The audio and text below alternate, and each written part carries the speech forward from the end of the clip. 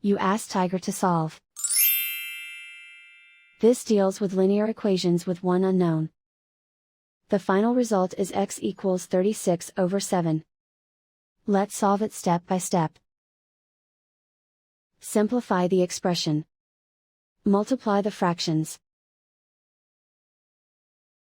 Break up the fraction. Find the greatest common factor of the numerator and denominator. Factor out and cancel the greatest common factor. Swap sides.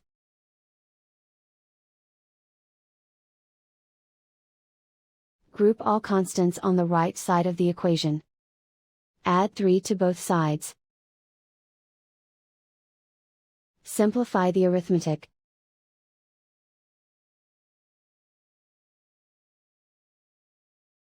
Isolate the x. Multiply both sides by inverse fraction 2/7. Group like terms. Multiply the coefficients. Simplify the fraction. Multiply the fractions. Simplify the arithmetic.